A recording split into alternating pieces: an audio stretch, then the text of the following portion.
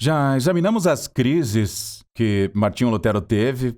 Como eu disse, periodicamente, cada 5 anos, 1505, 1510. Nesta manhã, vamos examinar a de 1515. Não vou abordar a de 1520, o ano em que ele foi excomungado pela bula papal Exsurge Domine, nem sua grande crise de 1525, quando ele ficou noivo de Catarina de Bora. Mas essa é outra história para outro momento. Considero que a crise suprema de Lutero, que moldou toda a sua vida e, de fato, foi a motivação que provocou toda a reforma, foi o que ele vivenciou em 1515. Em 1507, lembramos de que ele foi ordenado como sacerdote em Erfurt. Em 1510, ele foi para Roma, mas durante todo o tempo que passou em Erfurt, ele estudou teologia e estudos bíblicos para o seu doutorado. Em 1510, Frederico, eleitor da Saxônia, inaugurou uma nova universidade em Wittenberg. Ele estava tentando reunir, nos estágios iniciais, um corpo docente eminente. Levou Lutero para Erfurt, temporariamente para alguns anos de ensino, e também levou para o corpo docente Philippe Melanchthon, Karlstadt, Jonas e alguns outros. Em todo caso, Lutero foi preletor lá por 2 anos e depois voltou para Erfurt. Voltou novamente a Wittenberg para ensinar por um longo tempo sobre os Salmos. Quando concluiu esse trabalho, começou seus ensinamentos sobre Romanos em 1515. Agora, estou considerando o ano de 1515, mas há muitos debates sobre isso. Algumas pessoas dizem que foi antes, em 1512, outras que foi depois, em 1519. A maioria dos acadêmicos afirma que foi entre 1514 e 1515. Para seguir com um ciclo de crises a cada 5 anos, ficou com 1515. De qualquer forma, enquanto preparava suas aulas sobre Romanos, ele leu um ensaio de Santo Agostinho sobre o espírito e a letra, que não era exatamente uma exposição sobre Romanos, porém, lidava com outros assuntos. Nesse ensaio em particular, houve um breve parêntese em que Agostinho fez a citação de um versículo de Romanos 1:17. Em Romanos 1:16, Paulo começa com a sua declaração sobre não se envergonhar do Evangelho de Cristo e etc. E prossegue afirmando: a justiça de Deus se revela no Evangelho de fé em fé, como está escrito: o justo viverá por fé. Lutero tinha comentado inicialmente que em toda a sua carreira, ele tinha lutado com veemência contra toda a ideia da justiça de Deus. O que ele temia, mais do que tudo, era a justiça divina, que é o que todo ser humano deve temer, acima de tudo. Eu costumava alertar meus alunos: cuidado ao pedir justiça a Deus, pois isso pode acontecer. Assim, Lutero desprezava a ideia da justiça de Deus e agora estava preparando suas aulas sobre esse versículo que fala da revelação da justiça ou da retidão de Deus e que finaliza com a declaração: o justo viverá por fé. Enquanto ele está lendo essa passagem, Agostinho tinha escrito que a justiça divina sobre a qual Paulo fala em Romanos 1 não é a justiça na qual o próprio Deus é justo, mas sim uma justiça que Deus provê para pessoas que não são justas. Vou repetir isso. Agostinho estava argumentando que quando Paulo escreve em Romanos 1 sobre a justiça divina, ele não está falando sobre aquela justiça inerente a Deus, a justiça pela qual o próprio Deus é justo. Ele está falando de um tipo diferente de justiça, uma justiça que Deus concede por sua graça àqueles que não a têm. Ou seja, aqui vemos Lutero começando a desenvolver toda a ideia de imputação da justiça de Deus ou da justiça de Cristo ao crente, que ocorre pela fé. Como veremos mais adiante, Paulo detalha isso amplamente no restante da sua epístola aos Romanos. Porém, a ideia de imputação, que não é que sejamos inerentemente justos, mas que Deus considera como justos todos aqueles que confiam em Cristo. Porque quando eles confiam em Cristo, a justiça de Cristo é transferida, ou seja, creditada ou imputada ao crente pela fé. E essa foi a grande descoberta de Lutero. Ele disse: quando entendi que a justiça sobre a qual Paulo está falando em Romanos, as portas do paraíso se abriram e eu entrei. E ele entende que esse foi o momento da sua conversão, quando descobriu a graça salvífica. Depois de toda a agonia pela qual ele tinha passado e todas as outras maneiras que ele procurou alcançar a paz com Deus e nunca conseguiu, de repente ele diz que renasceu e que agora estava em paz com Deus, como Paulo explica em Romanos 5. Assim, agora você pode ter uma noção existencial do que isso significou para Lutero, o que lhe deu forças para resistir a uma avalanche de críticas e de hostilidade contra ele, tanto do mundo quanto da igreja e até das pessoas da sua universidade, inicialmente. Assim, ele conseguiu defender sua posição por causa da sua experiência salvífica. Ele não trocaria nem negociaria isso por nada, nem com ninguém. Assim, ele disse que essa descoberta o faz reler os Salmos de um modo diferente. Mudou todo o seu entendimento dos Salmos. Ele começou a ver a justiça pela fé praticamente em todas as páginas da Bíblia, até chegar ao Novo Testamento, e agora esses textos pulavam na frente dele e confirmavam o entendimento dele e o de Agostinho antes dele sobre Romanos, capítulo 1. Então, aqui podemos dizer que mesmo antes de haver uma polêmica geral, a reforma, as sementes da reforma foram lançadas com a experiência pessoal de Lutero. Então, o que aconteceu em 1517, que em geral consideramos o início da reforma, com Lutero fixando as 95 teses na porta da igreja do castelo de Wittenberg, se originou com uma polêmica relacionada à venda de indulgências. Para entender isso, abordaremos esse assunto por alguns minutos. Em 1513, havia um príncipe da casa de Hohenzollern chamado Alberto, que vivia numa província vizinha chamada de Brandenburgo. Ele tinha 23 anos. Seu irmão mais velho possuía grandes ambições para a dinastia Hohenzollern. E para sua família, eles queriam ter mais poder e influência em toda a Alemanha. Em 1513, o que aconteceu foi que 3 dioceses da região ficaram vagas.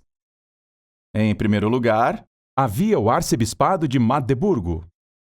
Havia a diocese de Halberstadt e havia o mais importante, o arcebispado de Mainz.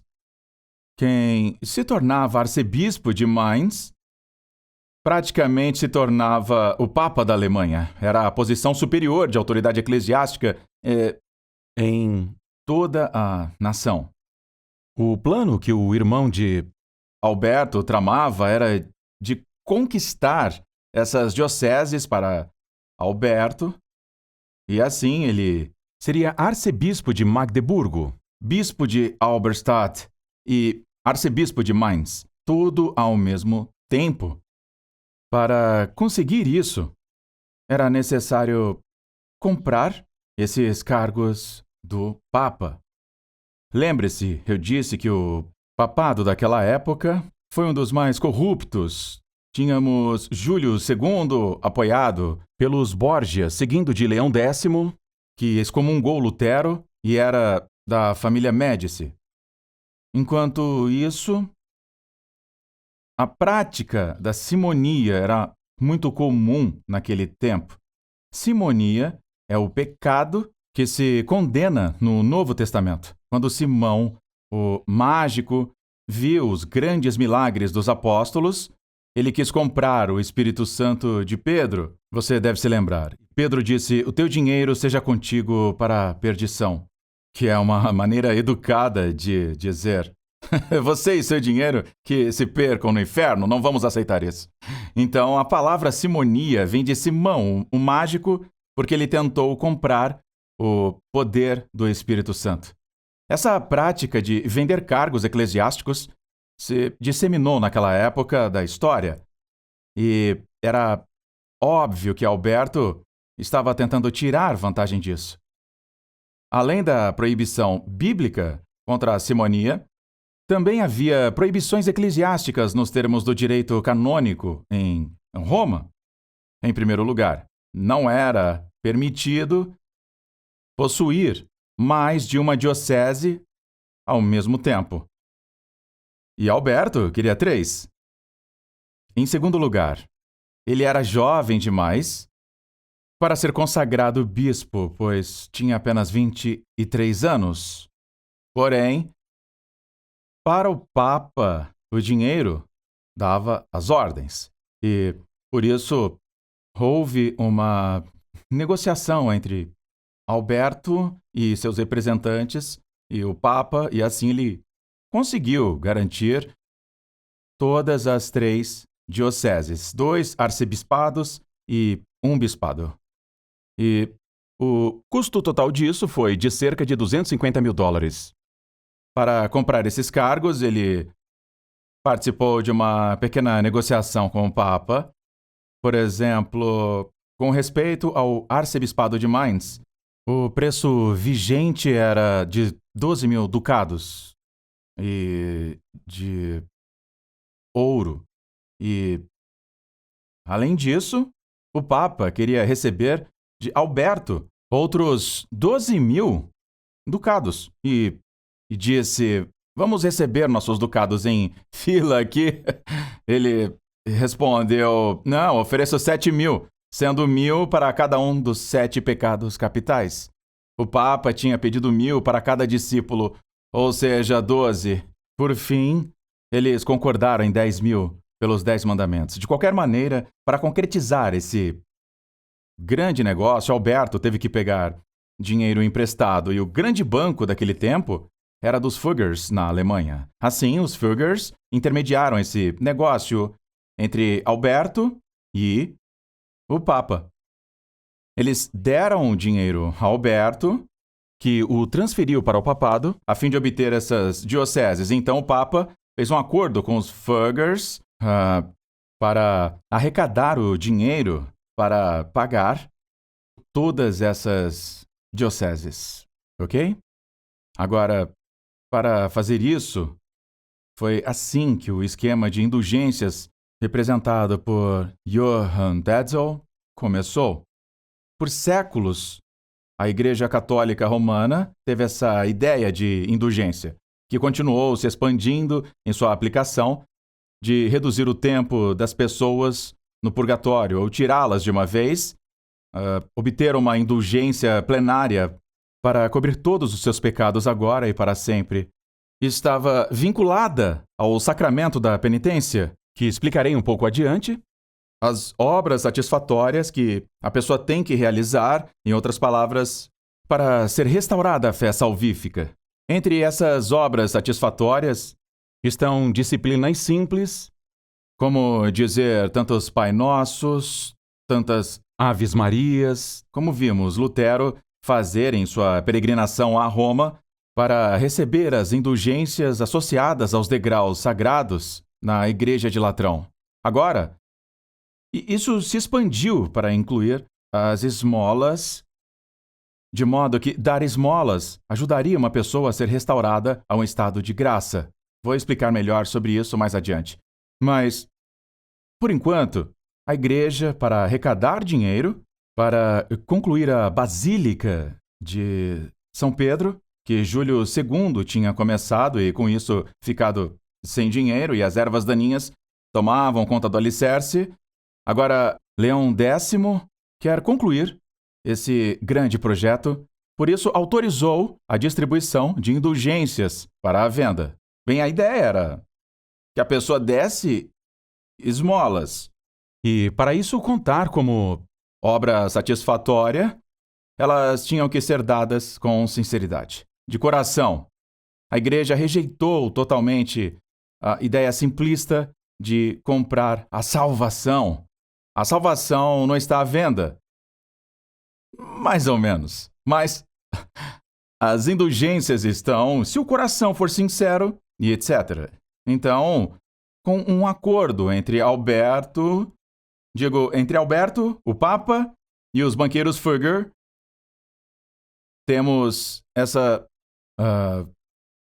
indulgência, essa comissão especial de indulgência, onde Roma comissionou Tetzel para visitar as províncias da Alemanha e levar a bula papal que anunciava esse novo esquema de indulgências.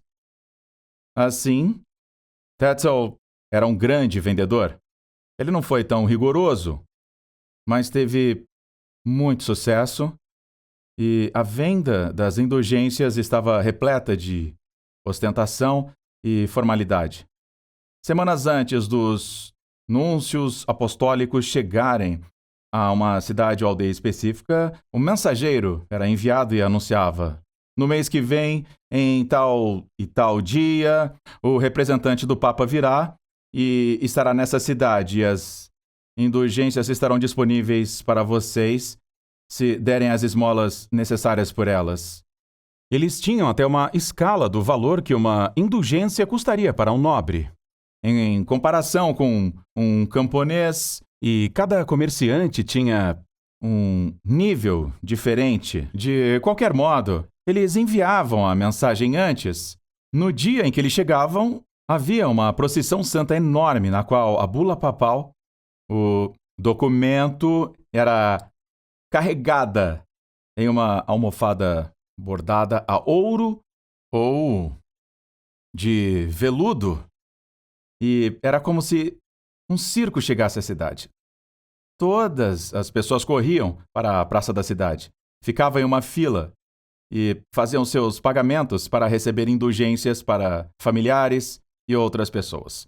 Não sabemos se é verdade ou lenda que Tetzel usava o slogan: cada vez que cai uma moeda no cofre, uma alma sai do purgatório. A ideia era que quando você compra a indulgência, pode ficar tranquilo. Isso acontecia do outro lado da fronteira de onde Lutero morava, mas era tão popular e as pessoas se empolgavam tanto que pessoas da congregação de Lutero atravessavam a fronteira, aproveitavam a venda de indulgências de Tetzel, voltavam a Wittenberg com os documentos de indulgências, esfregavam na cara dos amigos e diziam: vejam, todos os meus pecados foram perdoados. Lutero, agora como pastor, se horrorizava, pois sabia que algumas dessas pessoas eram sem caráter e pagãos completamente secularizadas, segurando esses documentos de indulgências. E foi por causa disso, dessa preocupação pastoral, que ele quis debater a questão com seus colegas professores da Universidade de Wittenberg. Agora, para ter um debate acadêmico, você publicava teses para serem debatidas em um diálogo erudito, não para o público em geral. Por essa razão, Lutero as escreveu em latim. Ele escreveu essas 95 teses e as afixou na porta da igreja de Wittenberg e convidou todo o corpo docente a debater as indulgências e todo o sistema envolvido nisso. Bem, alguns estudantes mais ousados as viram e ficaram impressionados sem o conhecimento nem a permissão de Lutero. Pegaram essas teses em latim, traduziram para o alemão e, por causa da recém-inventada imprensa de Gutenberg, eles conseguiram fazer cópias das teses. Em 14 dias, uma quinzena, 2 semanas, os documentos, as teses estavam em cada povoado, cidade e vilarejo da Alemanha. E se tornou um incêndio descontrolado. As pessoas dizem que foi assim que tudo começou. Karl Barth, ao refletir sobre isso, disse: Lutero não queria fazer disso um tema de grande repercussão pública. Ele apenas iria debater isso com seus colegas, mas na metáfora que Barth usou era como um cego que estava subindo as escadas da torre de uma igreja e perdeu o equilíbrio no escuro. Estendeu a mão e agarrou a primeira coisa que encontrou, que nesse caso era a corda do sino da igreja. De repente, o sino da igreja começa a tocar e acorda todo mundo na cidade. E esse foi o resultado das teses. Então, não foi só a Alemanha que tinha acordado. As notícias sobre as teses chegaram depressa a Tetzel e a Alberto. E tanto Alberto quanto Tetzel relataram o incidente das 95 teses a Leão X em Roma.